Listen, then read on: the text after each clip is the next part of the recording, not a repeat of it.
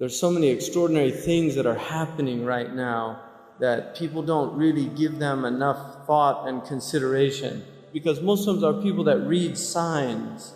We're people that read signs. Our book is a book of signs. It's a book of ayat. And Allah subhanahu wa ta'ala gives His prophets ayat.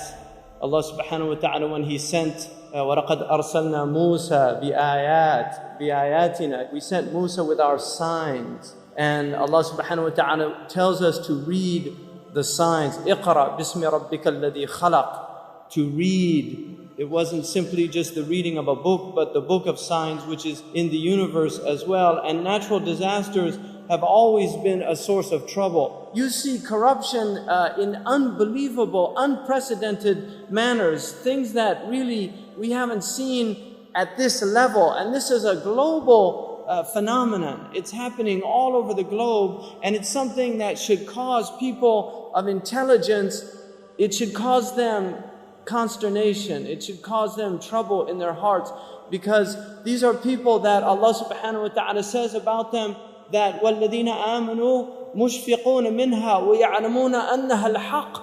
That the people who believe are concerned about the signs of the hour, the signs of the last days. They're concerned about it, and they know that it's true from their Lord. The Prophet ﷺ, in a hadith which is one of the most extraordinary in terms of purely prophetic vision, is one of the most extraordinary hadiths that we have in the literature that Ibn Abi Shaybah relates, in which the Prophet ﷺ said, إِذَا رَأَيْتَ مَكَّةَ بُعِجَتْ كَظَائِمًا. When you see Mecca, the Prophet ﷺ predicted that holes would be drilled through the mountains of Mecca, and he says, وَيَعْلُو بِنَاؤُهَا رُؤُوسَ الْجِبَالِ فَقَدْ أَضَلَّتَ السَّاعَةُ. And you see the buildings of Mecca reaching the level of mountains. You see the buildings of Mecca reaching the levels of mountains. He said, know that the shade of the hour has encompassed the planet. And the believers, when they see these things, it concerns them. The Prophet said, لا تقوم الساعة حتى تزول الجبال عن أماكنها. The end of time won't come until you see mountains removed from their places. When I was in Mecca, there's mountains have been removed from Mecca. Quwa'iqan, one of the mountains that's known as the Ahad al-Akhshabain. When the angels came to the Prophet ﷺ and they asked him if he wanted to see the mountains, that they would يطبقهما على Quraysh.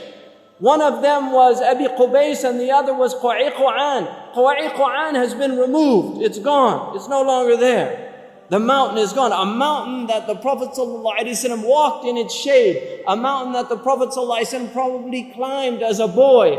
This mountain is now removed. The Prophet ﷺ said, لا تقوم الساعة حتى يتهارج الناس تهارج الحمير. That the end of time won't come until people are like animals, openly. I was on the Arabian Peninsula with my family, walking on the beach, and I came upon people in a public beach having sexual intercourse. In a public beach on the Arabian Peninsula. I'm not making this up. This is the level of fasad that is happening on our planet. He said, sallallahu alayhi wasallam, that one of the signs of the end of time is civilized people would walk with their thighs exposed in the marketplaces.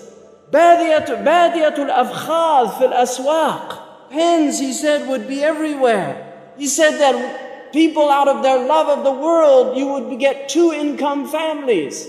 That people would be two-income families. That he said a woman will out hirsan ala dunya tu'inu zawjaha ala tijara.